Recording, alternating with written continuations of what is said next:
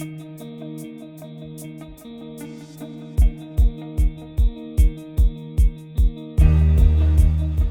is a pleasure most of us take for granted, but for some people, their medical conditions mean their bodies can't process food and they need to get their nutrition through tube feeding. My guest today is on a mission to demystify parenteral nutrition. She's a disability advocate who shares her experiences on social media. I'm journalist Angela Walker, and in my podcast, I interview inspirational guests and discuss underreported issues. Today, I'm in conversation with Celia Chartres-Aris. Hi. Hello, Celia. Thank you so much for talking to us today. I first came across you on social media and I saw some of your posts about how you were sharing your experiences, and you're just so positive about the way you deal with your situation and your disabilities. And I thought I just really wanted to talk to you to hear more. So, first of all, do you mind sharing with us your situation? Mhm. So I have a very weird and wonderful disability that not many people know about. So I was born with a genetic abnormality called Lowe's-Dietz syndrome, which is a fault in my connective tissue, which basically means my body can't produce collagen properly and all of my organs don't work properly and my heart's very fragile and my list of what's working in my body is probably very, very short compared to the list of what seems to be going wrong in my body. But one of the main side effects of it for me is that I have something called complete intestinal failure. So from my stomach all the way through my intestinal system, I have paralysis. So I can no longer eat or drink anything, not even water. And when I say that to people, they get very confused about how I then survive as an individual. So I'm on something called TPN. I've been through various different feeding tubes, such as nasovaginal feeding, which is through your nose and into your stomach. Um, I've been through peg feeding and dredge feeding, which is almost permanent versions of the feeding tubes that we typically associate, which are the ones that go through your nose, up round your ear, and sort of hang down. But I now have something called a Hickman line, which is basically like a giant cannula. You know, when you go to hospital, you have it in the back of your hand. It's effectively a permanent version of that on my chest, which gets tunneled from your chest up into your jugular and then it goes down into your heart. So all of my nutrition completely doesn't go anywhere near my gastro system. And for 14 hours a day, I effectively run a blood infusion, which gives me all the calories and the nutrients that I need to survive.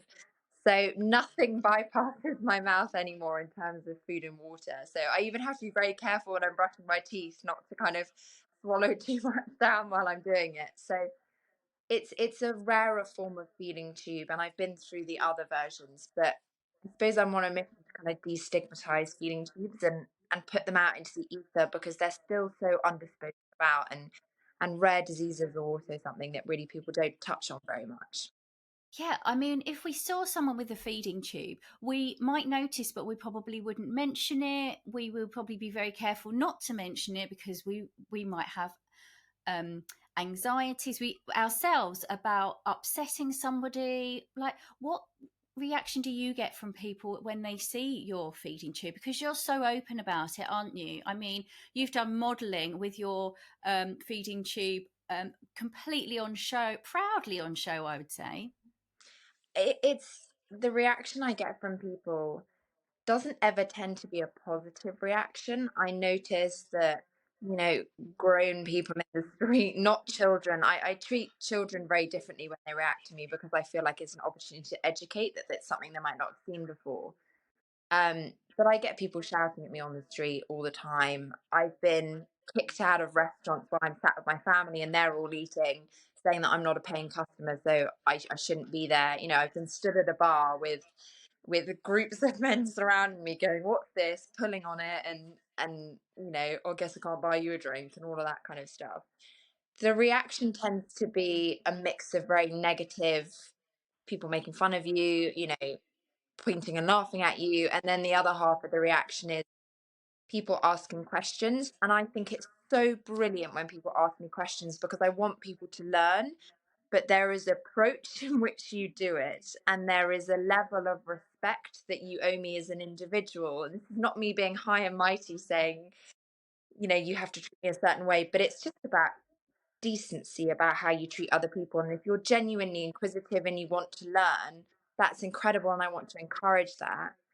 But if you're asking questions, do it in a polite way, because I get people asking me, and I have nothing that is taboo. When you've got something wrong with your bowels and your gut, you lose all lack of kind of, there's nothing taboo to talk about anymore.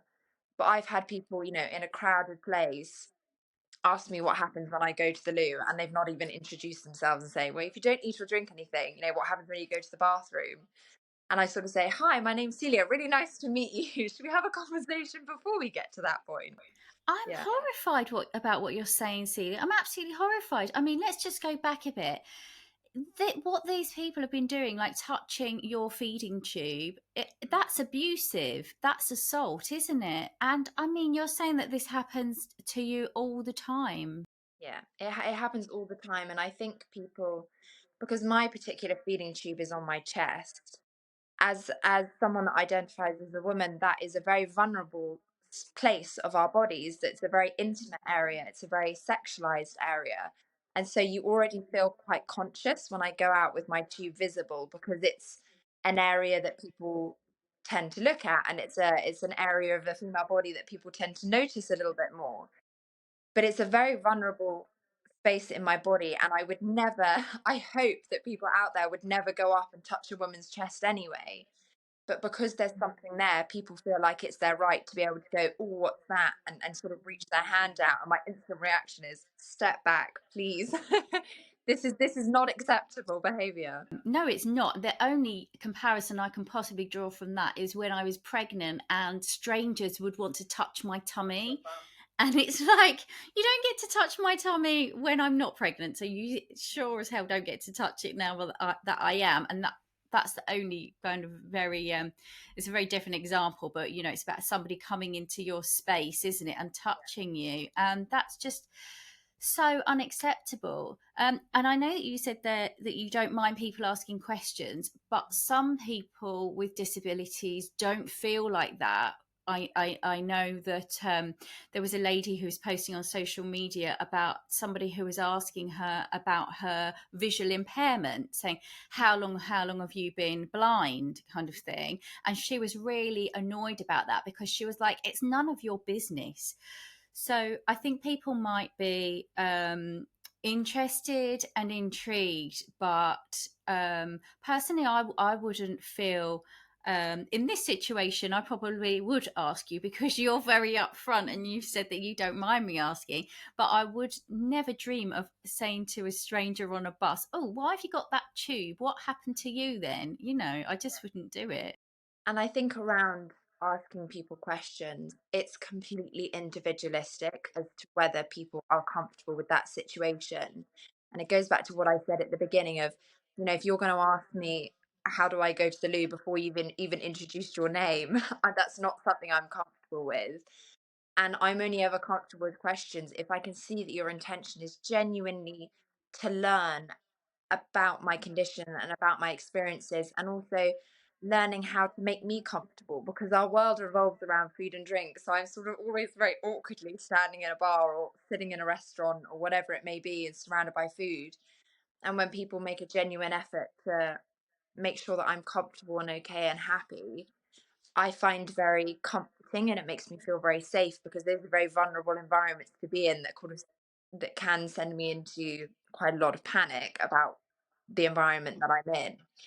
So it's all about intention and about how you're asking those questions, and also judging the situation individualistically to, is this person wanting to talk about it? Because actually sometimes when people ask me questions, I just sort of put my head in my hands and just think, oh, I don't want to do this today. Like, I'm just not in the mood. Yeah. Yeah, of course, because you're meeting different people every day. Surely you don't want to have to tell your story again and again and again. I can totally appreciate that.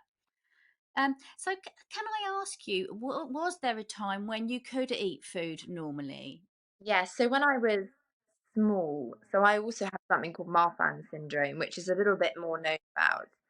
Um, so for context, I'm 6'1.5". So if anybody's ever met me in person, I'm a very tall girl. Um, I was born with my disability, but it's a degenerative condition. So when I was younger, I was always unwell. I was always breaking bones, and you know, all of that kind of stuff. But I ate like an absolute horse when I was little because I was growing so quickly because of my Marfan syndrome. And then I reached sort of later childhood, and I was diagnosed with various food allergies, and then food started making me feel very unwell very quickly, and it all happened very, very quickly.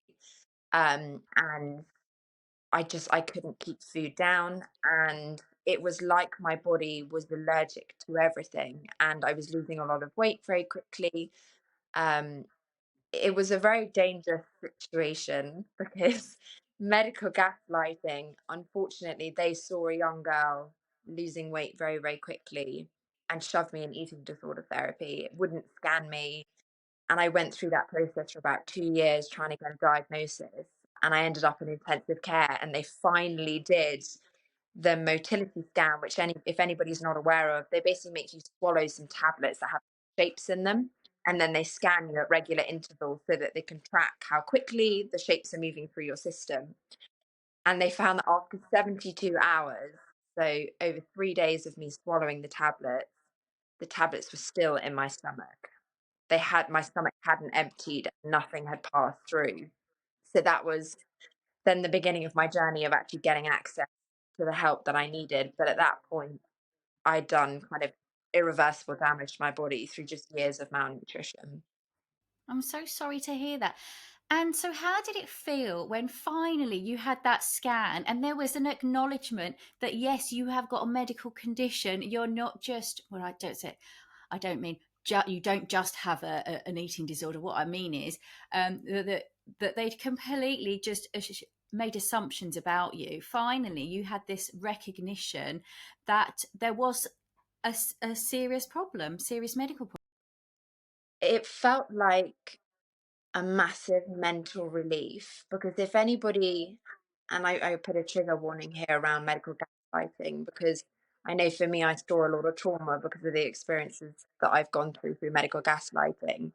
I've made the most amazing group of girlfriends in the ward that I've been on, because we're all there at the same time there for long periods of time, and every single one of us share the same experience of we were presumed that it was mental health induced.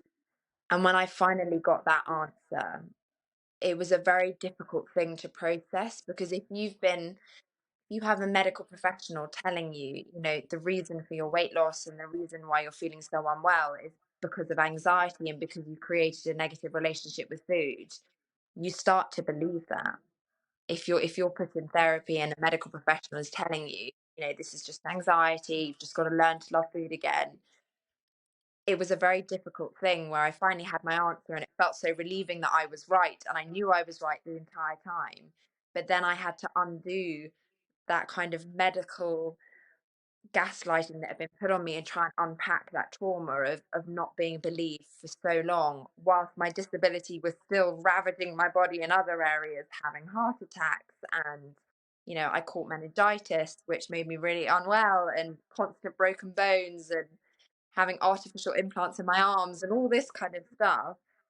It was like a train hit me all at once. And I remember when the doctor came in and said, "You're never going to eat again." And I remember the first thing that came to my mind was rats. The last thing I ate was a jacket potato. How bloody boring is that? I wish I'd, you know, gone absolutely wild and shoved loads of Twixes in my face or something. But I remember sitting there thinking, no, like, what do you mean I could never eat anything again? I'd been developing this negative relationship with food because it was making me so unwell. But it felt almost a bit like I was in grief, where I thought, how am I going to function in society? Everything is about food and everything is about drink. I'm never going to have my own birthday cake again. Like I can't eat. My birthday just happens to fall on Christmas Day. So as you can imagine, birthdays are a very different experience in my house. And the first thing that came to my mind was, oh my gosh, my birthday's going to be awful. I can't have Christmas lunch, and I can't have, you know, Colin the caterpillar cake. What am I going to do? Um, it was very difficult, very difficult. And so, how many years ago was that, Celia? So I haven't eaten anything for about 3.5 years now. And then for about 6 or 7 years before that, I was only having sort of a tablespoon of food a day because I was being supplemented by other forms of food. And it was basically, eat what you can, but your feeding tube's there to back it up. And then obviously those feeding tubes started failing when the paralysis started spreading further and further through my system. So, what's happening inside you right now, like with your stomach and intestines and everything? Because I suppose, if you're not using them, Yeah. then what's going on inside your body? So I suppose it's quite difficult to explain, but kind of stripping it back from the medical terminology, it's paralysis. So effectively with paralysis, what's happened with me is I don't have a movement called peristalsis, which I'm sure we all learned about at GCSE biology, is basically where your rings of muscle contract and push through. So I still go to the loo because I have waste products in my body, like we all do, but that waste product is able to travel kind of following gravity, for wanting to go a bit of not as graphic as probably for individuals listening to this podcast, but it moves very, very slowly and it moves very in its own time, shall we say. And one of the largest problems that I have is obviously stomach acid needs to filtrate itself and it needs to come out. And one of the big problems I have is that anything that's in my stomach, it's a warm, hot, acidic environment in your stomach, so things rot and effectively go off. So that's why I'm, sick all the time. That's why I have kind of bad bowel movements all the time, is because effectively everything coming out of my body is effectively gone off. So it should have come out weeks ago, um, but it hasn't. So it makes me very unwell. And the feed that I'm on, which comes in through my heart and through my veins, as you can imagine, pumping fat, sugar, and calories directly into your bloodstream, it keeps me alive, but it will cause kidney and liver failure at some point, because you're not going to ring up and need one of the ingredients in my TPN is olive oil. If you try to pump olive oil into your veins, we all know that that would make you very unwell. So it's a very calculated system of working out risks and benefits. And I'm still very underweight, still very sick, nowhere near kind of weight maintenance. Um, but I'm getting as much as is safe to do so. And I use the word safe in inverted commas, but it does have a very negative impact on your liver and your kidney. So, what's the long-term prognosis then? So because I have an overarching Loeys-Dietz syndrome, it's a very rare and very unknown illness. My entire life, I've been told the way that I'm going to pass away is from a triple aneurysm, which is where your aorta dissects from your heart. And unless you're lying on an operating table, the risks, but the survival rate for that is quite slim. And I know that that can happen any day. And as my condition gets more and more degenerative, my sort of life expectancy keeps shifting by about 5 years every time I go and see the doctors. So my prognosis is, I don't know how to answer that question, because I'm very malnourished. My heart doesn't work properly. I have to have scans on it once a month to check the size of my aorta. So it's a bit of a blessing and a curse knowing how you're going to pass. Um, but I suppose it just means take every day as it comes, and just, my goals are never sort of 5, 10 years. They're more, what can I do in the next year, and just hope that all the things I want to do happen, I suppose. Yeah. Gosh, Very Celia. morbid. Sorry. Well, no, you're so upbeat. And I just want to say thank you so much for sharing this with us, because you've been through so much and you are still going through so much. And, to talk publicly about it, I just think it's amazing, because there will be other people listening who are in a similar situation. and you're still going about your life, living life to the full and achieving so much. I mean, let's talk about your work as a disability advocate. I mean, you're on the Disability 100, aren't you? You're one of the most Yeah. influential disability advocates. Tell us about that. What? Tell us about your work and how you made it onto the list. So my work, I suppose, is very niche. There's not many people doing it. So I work with governments and policy leaders and large organizations to look at legislation and policy that governs us all every day to make it more accessible and inclusive of disabled people. Disabled people make up over 20% of the population. The numbers have just dropped from 1 in 5 to 1 in 4 of us identify as being disabled. Yet the level of consultation and how inclusive our legislation is not where it needs to be. And so basically what I do is talk to anybody that will listen to me and do lots of research, collect lots of data, put it out into the ether and try and change the law and try and change policy to make it more inclusive of disabled people.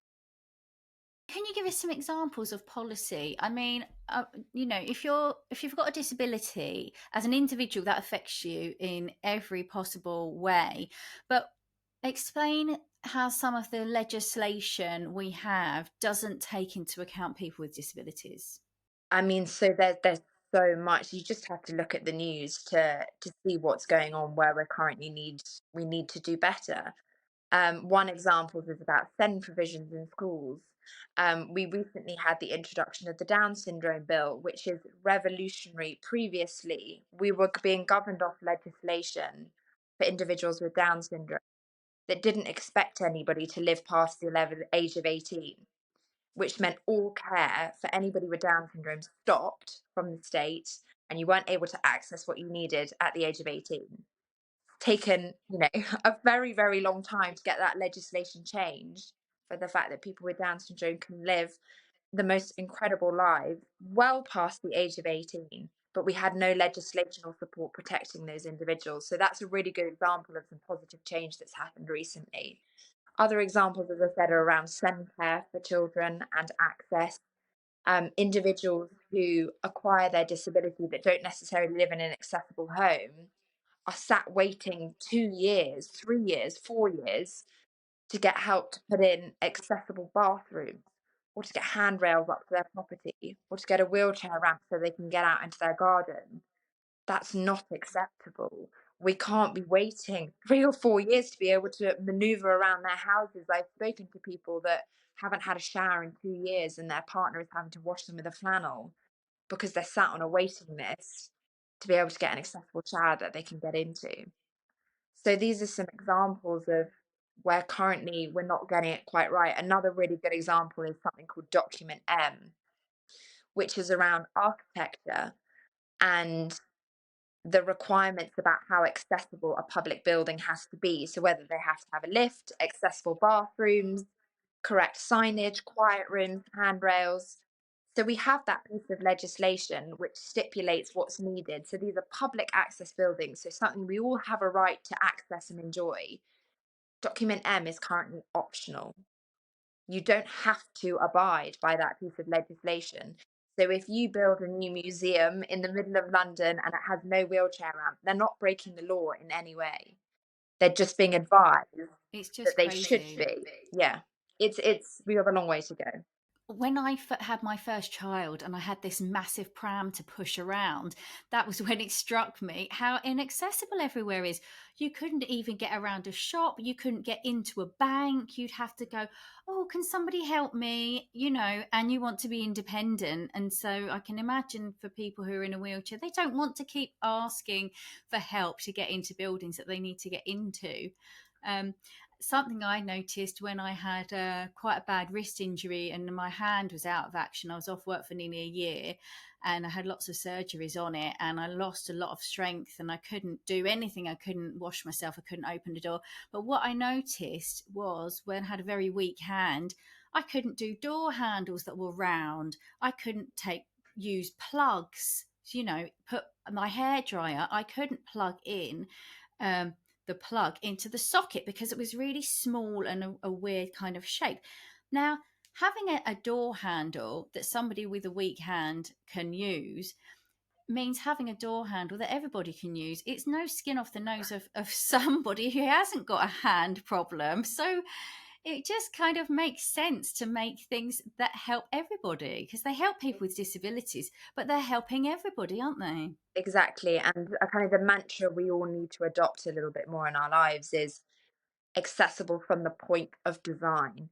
We shouldn't be waiting for discrimination to happen. We shouldn't be waiting for people to not be able to enjoy the same opportunities and the same access as everybody else before we have to go back and fix it.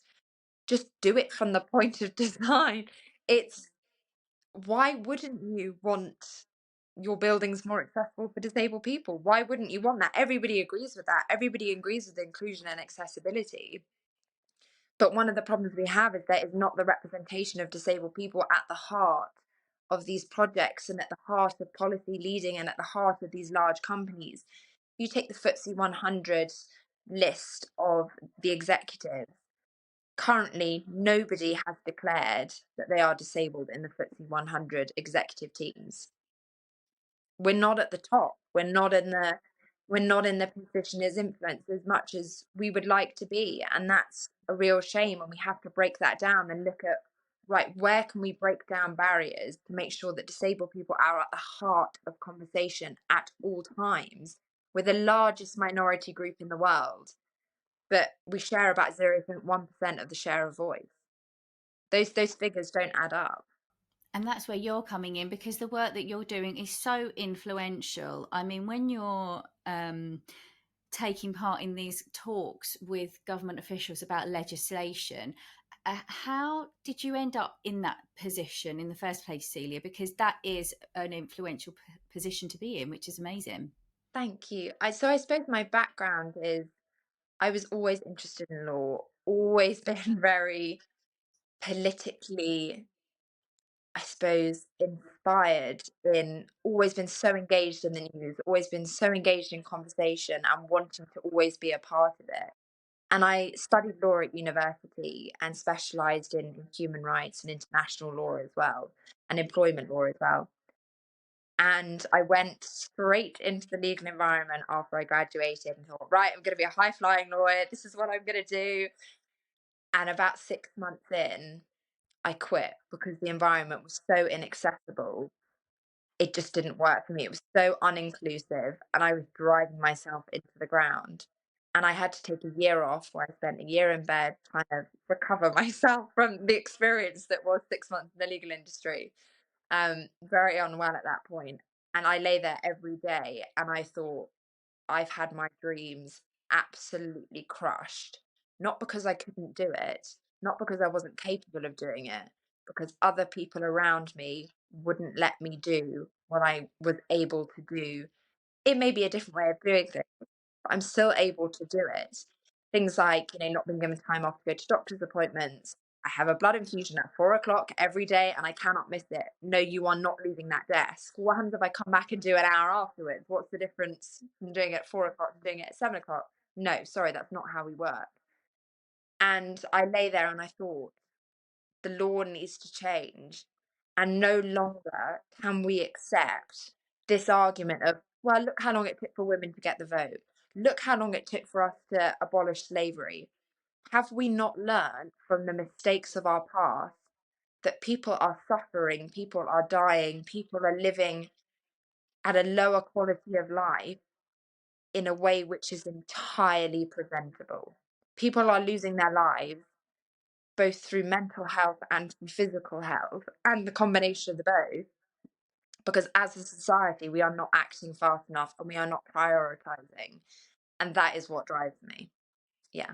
I wanted to talk to you about the mental health side of things, because I can just feel your frustration resonating through. You're such a fighter, Celia. I mean, you're fighting against this really debilitating condition, but you're also fighting against these restrictions in society that are just so unfair. And I think that's really hard to deal with when you've got the talent and the intellect that you have. And it's so great to see you just channeling that in to doing to doing good and to make positive change.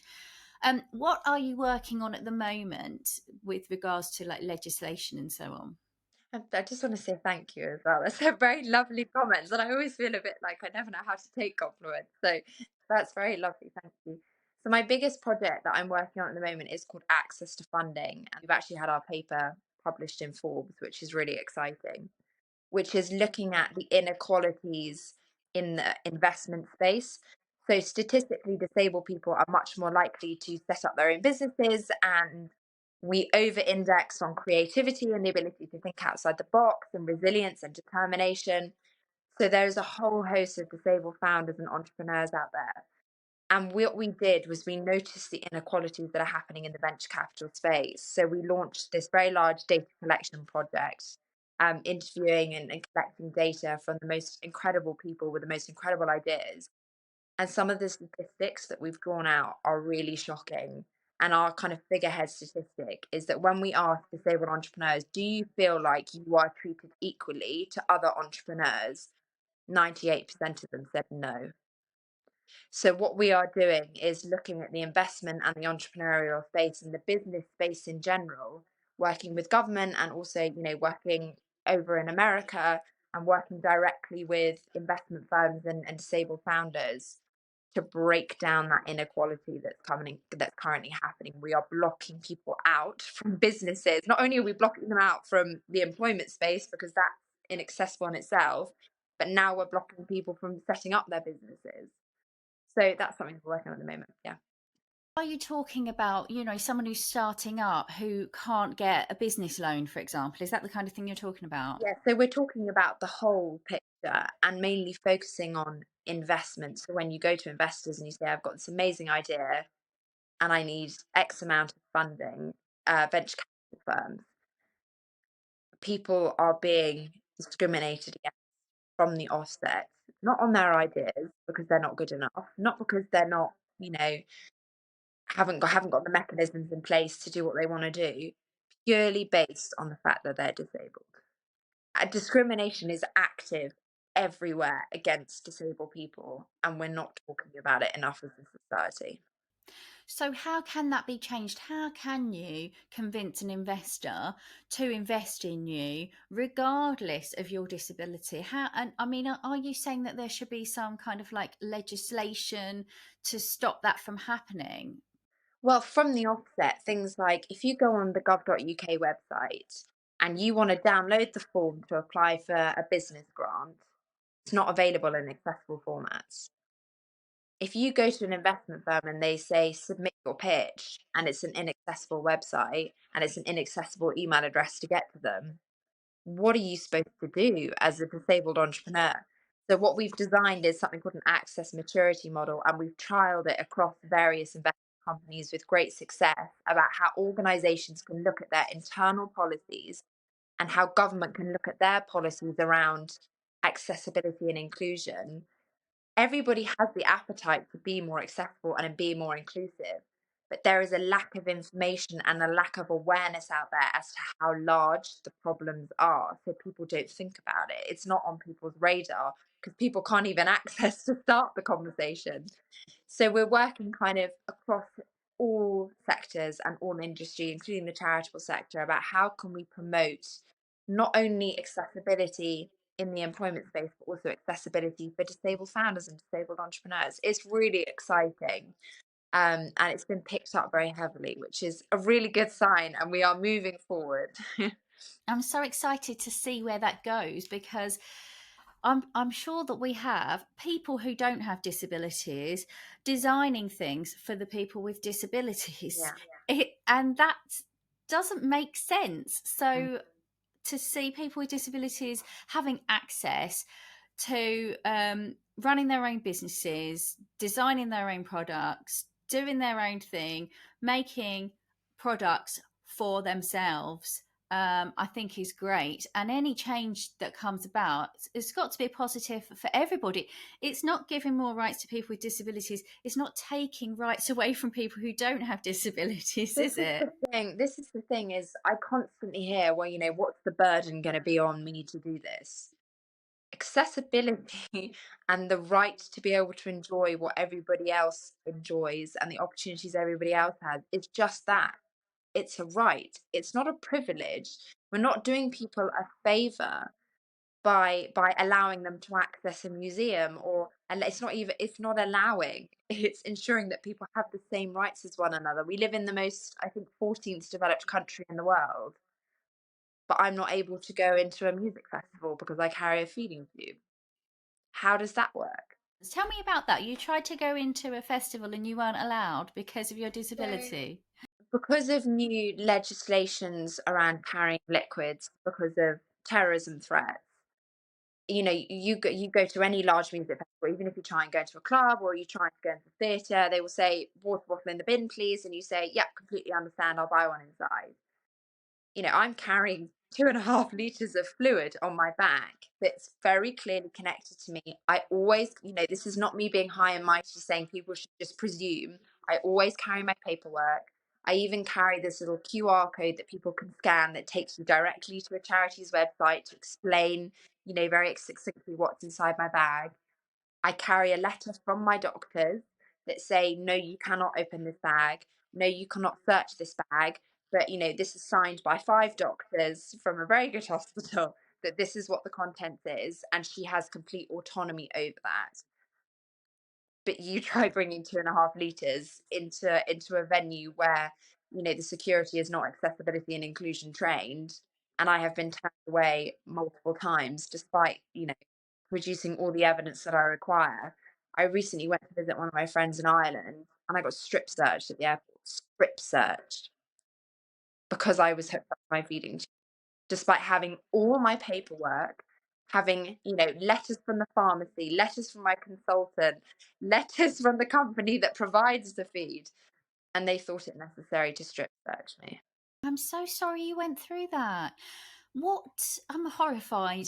What happened after that? When they strip searched you and they could see that your feeding tube was connected to you, what was their reaction?